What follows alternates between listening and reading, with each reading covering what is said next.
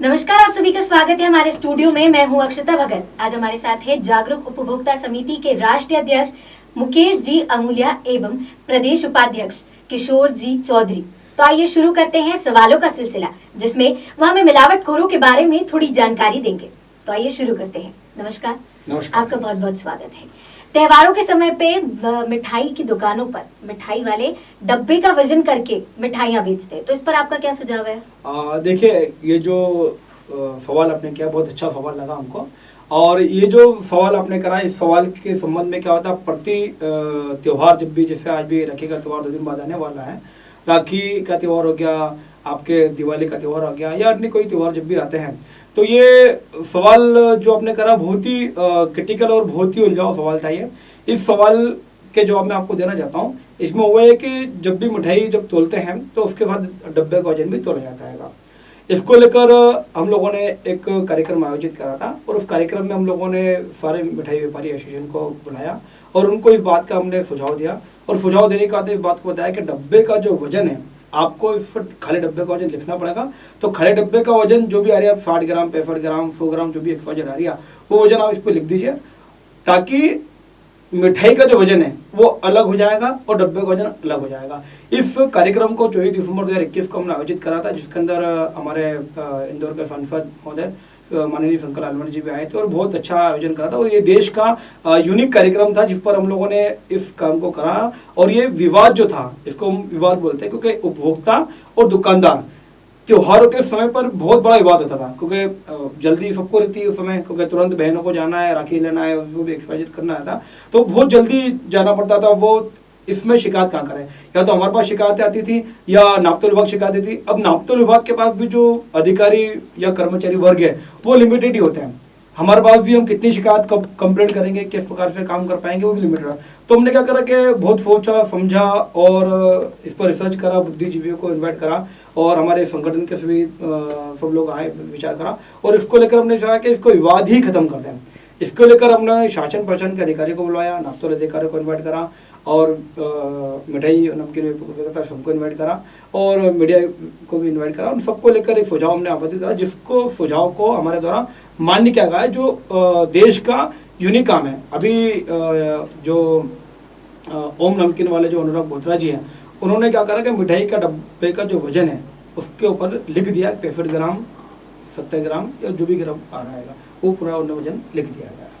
हमें मालूम पड़ा है कि आपके द्वारा मिठाई संघ कार्यक्रम का आयोजन किया गया था, तो उस कार्यक्रम के बारे में विस्तार जानकारी। हाँ, ये जो ये जो बात अभी जो मैंने बोली है, ये उसी कार्यक्रम के अंतर्गत आती है। 24 दिसंबर 2021 को जो कार्यक्रम हमने करा था, वो इसी विषय को लेकर हमने करा था, ताकि जो विवाद है, अब होता क्या है कि जो मिठाई की बात करते हैं, तो मिठाई आज की तारीख में 400 रुपये किलो से स्टार्ट होती है नॉमिनल, और वो 2000 रुपये किलो, 3000 रुपये किलो या 4000 रुपये किलो तक इंदौर में हमको बड़े बड़ी शॉप पे दिख जाती है मिलने के लिए।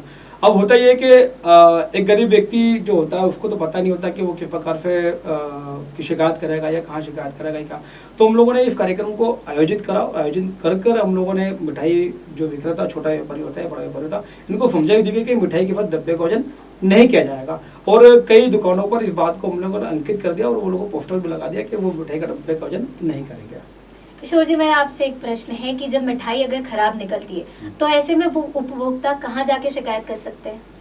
देखिए, यह बात सही है कि अक्सर उपभोक्ता की शिकायत होती है, वो दुकान से घर जब लेकर जाता है मिठाई, तो कई बार उसके स्वाद में परिवर्तन महसूस होता है या ऐसा लगता है कि बहुत दिनों की रखी हुई मिठाई। ऐसी स्थिति में सर्वप्रथम तो उन्हें जिला खाद्य आपूर्ति नियंत्रक के यहाँ शिकायत करना चाहिए, या फिर सीधे जिलाधीश कलेक्टर महोदय को शिकायत कर सकते हैं। इसके अलावा भी अगर वो कहीं नहीं जा सकता हो तो हम लोग बैठे हैं।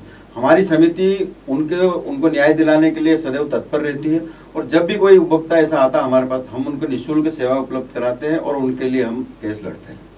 उपभोक्ता आयोग में परिवार को कैसे लगाते हैं? हाँ, उपभोक्ता आयोग में परिवार किस प्रकार से लगाते हैं। देखिए, 2 सब्जेक्ट होता है कि विषय क्या है। अगर जैसे भी त्यौहार का जो समय चल रहा है इस विषय पर हम चर्चा करते हैं कि मिठाई का वजन अगर कम आया है या डब्बा वजन तोल दिया गया है या मिठाई खराब निकल गई, ये तीनों विषय पर हम लोग वर्किंग करते हैं।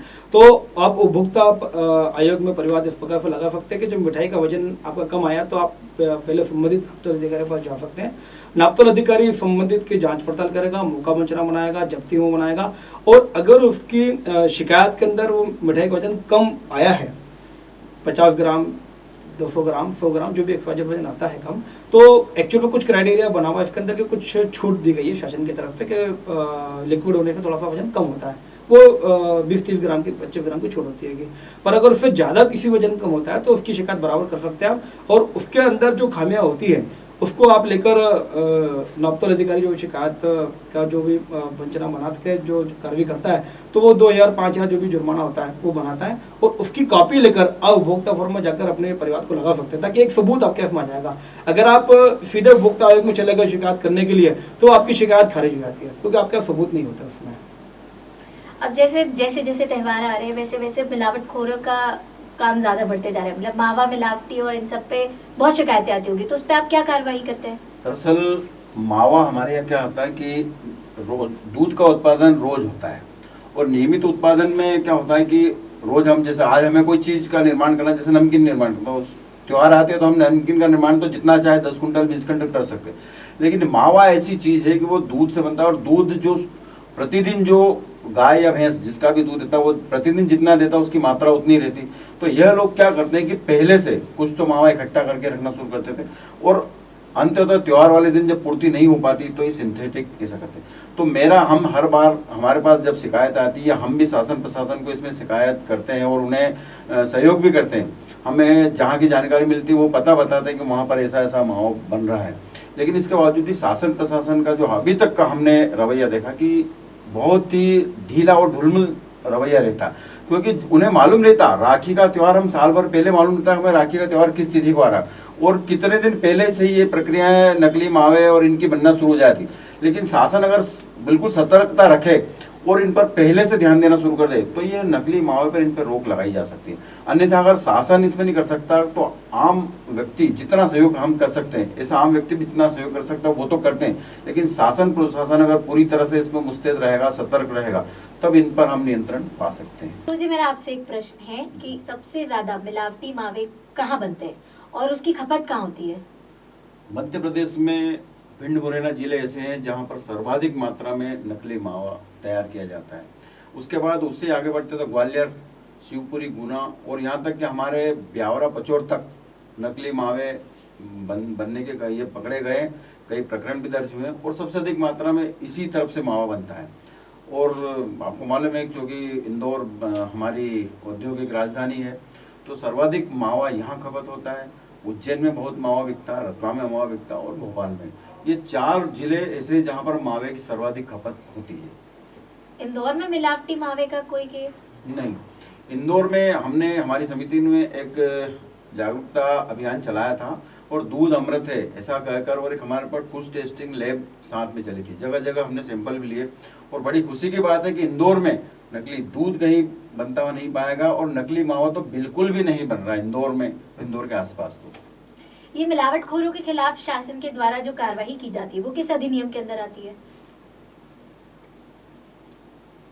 इसमें दरअसल ये जो खाद्य एवं औषधि प्रशासन विभाग जो है ये मिलावटखोरों के खिलाफ अभी एक नया कानून भी बनाया है, जो भी कुछ समय पहले जो सरकार कांग्रेस की कमलनाथ सरकार बनी थी उस समय एक प्रस्ताव पास हुआ था कि इनके खिलाफ जो सजा का प्रावधान था वो बहुत कड़क किया गया। मतलब कि इनमें अगर जानलेवा वो पाए जाते हैं मिलावट में तो इनको आजीवन कारावास तक की सजा। जो प्रशासन के द्वारा कार्रवाई की जाती है वो क्या कार्रवाई की जाती है? देखिए, समय समय पर शासन प्रशासन मिलकर कार्रवाई करते हैं, और अभी मध्य प्रदेश सरकार ने बहुत अच्छी पहल करी है कि मध्य प्रदेश के हर जिले में 2 जिलों में एक लैब दी है, 15 दिन अलग जिले में, 15 दिन अलग जिले में। जैसे इंदौर की बात की जाए तो 15 दिन इंदौर में और 15 दिन धार के अंदर लैब दिया है। फूड लैब जो है वो 10 रुपये के अंदर कोई भी उपभोक्ता जाकर अपनी जो भी शिकायत है उसको जाँच करा सकता है।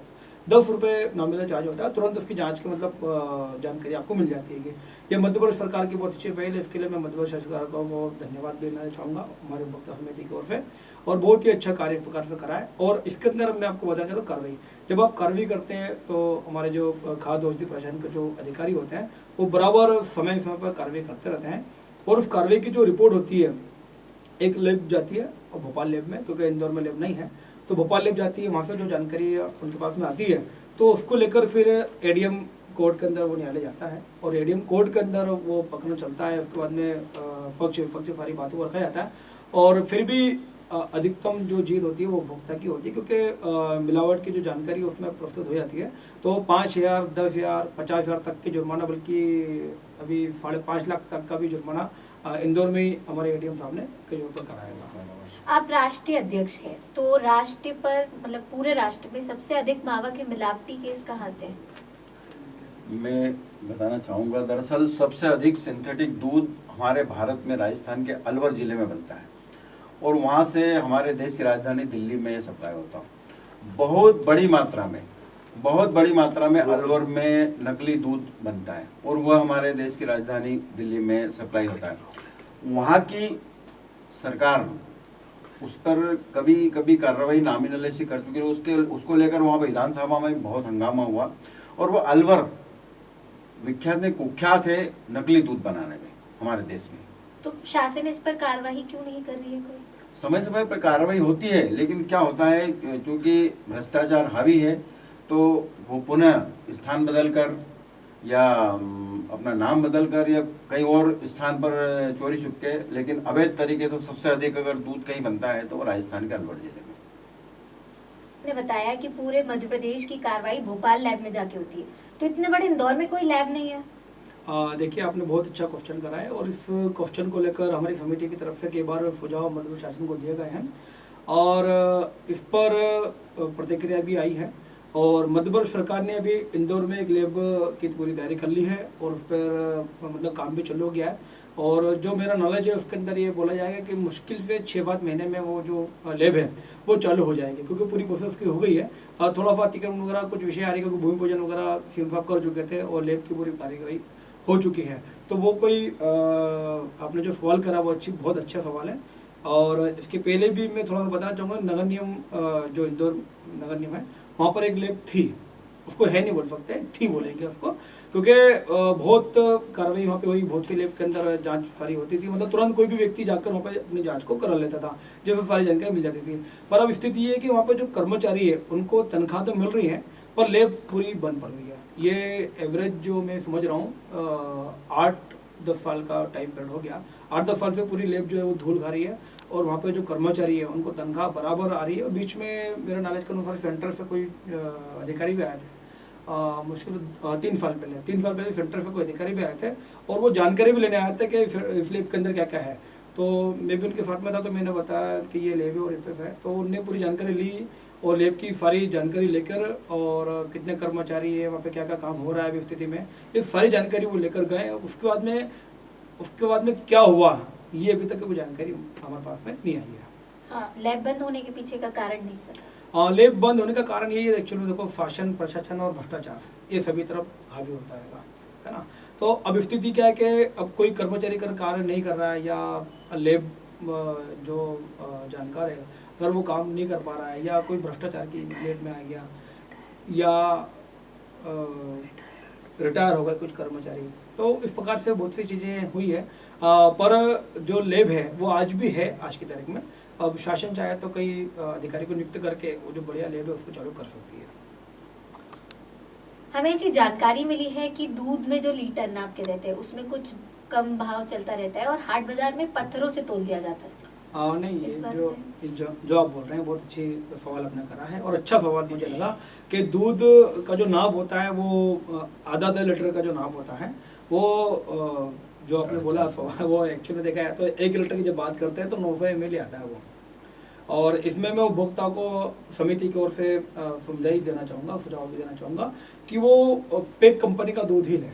ये नियम भी उपभोक्ता को प्राप्त है, और शासन भी यही निर्देश देती है कि जो भी सामान है वो पैक लें। जैसे अभी ऑयल की बात करें तो खुले ऑयल पे भी शासन ने जो है मतलब भारत सरकार ने रोक लगा रखी है, क्योंकि उसमें खुले में अब कितना पानी है या कितना केमिकल्स है ये किसी को नहीं मालूम है। दूसरा, पकड़ने जाएगा तो कार्रवाई भी नहीं हो पाएगी। इस पे किस पे कार्रवाई करोगे, कौन है? तो पैक दूध के ऊपर आप कार्रवाई कर सकते हो, क्योंकि उस पर कंपनी का नाम है, उसकी मैन्युफैक्चरिंग डेट है, उस पर एक्सपायरी डेट है, उस पर मात्रा है, उस पर सब काम कर सकते हो, उस पर कार्रवाई हो जाएगी। तेल का भी ऐसे ही है, तेल भी आप देख रहे हो तो तेल खुला तेल लेने जाओगे तो शासन ने रोक लगा दिया उसमें। क्यों? क्योंकि तेल इसलिए खुला आता कि कोई भी ऑयल आया उसमें आपने मिला दिया। मतलब कई बार तो हम लोगों ने देखा तो शनि महाराज वाला जो ऑयल आते हैं वो बेच देते हैं, और वो वही तेल जो फिर आप और हम खाने में लेते हैं, या छोटे छोटे दुकानदार ठेले वाले पे देखते हैं तो हम लोग वही कचौरी बनाते हैं और उसी को आप और हम खाते थे। तो भारत सरकार जो मोदी जी का जो स्वच्छ भारत अभियान को लेकर जो कार्यक्रम चल रहा है, हम इसकी बहुत अच्छी सराहना करते हैं कि स्वच्छता को लेकर और स्वस्थ खान पान को लेकर उन्होंने बहुत अच्छा कार्य करा। और उपभोक्ता अधिनियम 2019 जो उन्हीं के द्वारा हमें आज मिला, नहीं तो उपभोक्ता अधिनियम 1986 चल रहा था, पर 2019 जब आया है तो इस पर आपके हमारे सबके अधिकार और दायित्व बहुत बढ़ गए, बल्कि जेल जाने तक के प्रावधान आ गए। बल्कि सेलिब्रिटी भी अगर कुछ इस पर गलत संदेश दे रही है आपको, उपभोक्ता को, कि भैया ये क्रीम लगाने से आप गोरे हो जाओगे, पता है व्यक्ति काले ही रहता है, वो बोलते बहुत कुछ है पर वो काली रहता है, या बाल झड़ रहे हैं या बहुत सारी चीजें देते हैं। तो अगर इस पे कोई सेलिब्रिटी कुछ गलत मैसेज देती है, संदेश देती है, तो उस पर भी जेल जाने के प्रावधान भी है। आपका बहुत बहुत धन्यवाद हमारे दर्शकों को मिलावटखोरों के खिलाफ इतनी महत्वपूर्ण जानकारी देने के लिए। नहीं, आपको भी बहुत बहुत धन्यवाद कि आपने आपके चैनल के माध्यम से हम यहाँ पर आए हैं, और हमारे उपभोक्ता तक ये पूरा मैसेज पूरे देश में जाना चाहिए। हम भी चाहते हैं कि उपभोक्ता जागरूक रहें और वो समय समय पर अपने वाद परिवाद और शिकवे शिकायतें आप तक हम तक ले